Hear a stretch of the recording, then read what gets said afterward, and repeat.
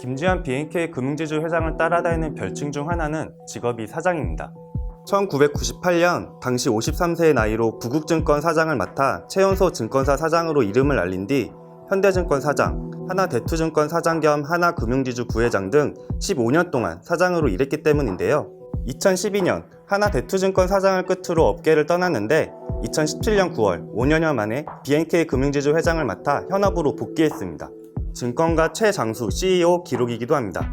직업이 사장이라는 별명답게 넓고 탄탄한 인맥을 갖고 있습니다. 김승유 전 하나금융지주 회장의 측근들로 꾸려진 이른바 김승유 사단으로 불리는데요. 김지현 회장 외에 김태호 DGB 금융지주 회장, 이병철 KTB 투자증권 부회장, 최흥식 전 금융감독원장 등이 김승유 사단으로 꼽힙니다.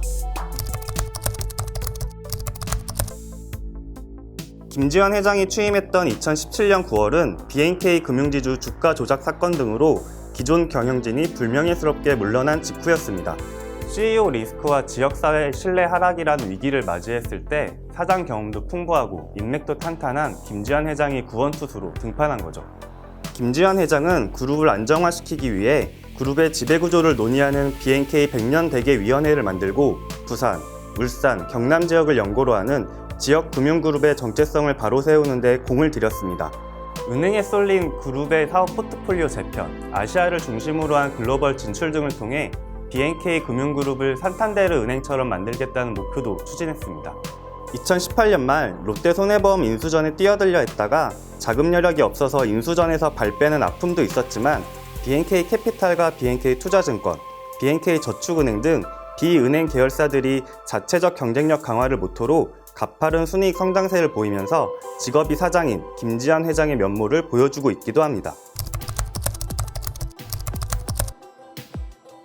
김지한 회장은 일을 하는 데 있어서는 공과 사의 구분이 뚜렷한 사람입니다. 회사에서 내주는 통신료에서 개인 통화와 업무 통화를 구분해 개인 통화는 자신이 직접 부담했으며 2008년 외환위기 당시 하나대투증권 사정이 나빠지자 사장실 규모를 반으로 줄이고 회사에서 사장에게 제공하는 복지를 거의 다 없애기도 했습니다. 직업이 사장이라서일까요? 주변 사람들을 잘 챙기는 따뜻한 성품을 가진 것으로 알려져 있습니다.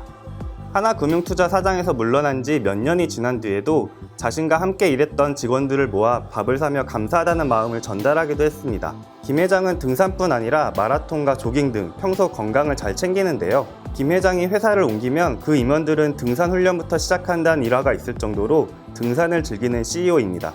영업에서 성과를 내려면 체력이 기본이라는 김지한 회장의 철학이 깔려 있습니다. 김지한 회장이 취임한 2017년 9월 27일 BNK 금융지주 주가는 9,840원이었습니다. 약 2년이 지난 2019년 8월 주가는 7,000원 아래로 떨어져 있습니다. 코스피 지수가 2017년 5월부터 2017년 11월까지 잇따라 사상 최고치를 경신하며 뜨겁게 오르던 때였지만 BNK 금융지주는 이런 흐름에 올라타지 못했습니다. 당시 CEO 리스크로 최고 경영진이 장기간 자리를 비운 데다 지역사회의 신뢰 하락, 조선업 중심의 지역 경기 부진이 겹쳤기 때문입니다. BNK 금융지주 주가는 김 회장이 취임한 뒤 9개월여가 지난 2018년 3월 22일 11,200원으로 가장 높게 올랐습니다. 하지만 2018년 초 부산은행 채용 비리와 경남은행 과다 대출금리 등 잇따른 구설수에 오르면서 주가가 다시 하락하기 시작한 뒤 좀처럼 힘을 못 쓰고 있습니다.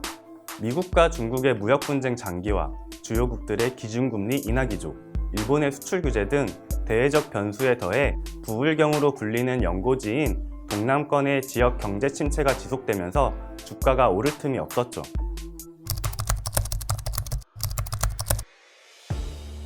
BNK 금융지주 주가는 김지한 회장 취임 초기보다 떨어진 상황인데요.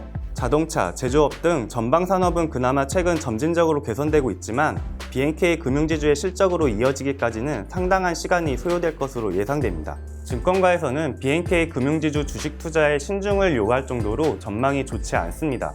그룹의 두 날개인 부산은행과 경남은행의 수익성이 하반기에도 계속해서 떨어질 것이라는 관측이 우세하기 때문이죠. 지역 경기에 상대적으로 덜 영향을 받는 수도권 진출과 해외 진출에 고삐를 재는 이유 역시 새 수익원을 확보하기 위해서입니다. 비은행 부문 강화 역시 시장에 별다른 매물이 나오지 않을 것으로 점쳐지기 때문에 자체적으로 경쟁력을 얼마나 끌어올릴 수 있는지가 관건이 될 것으로 보입니다.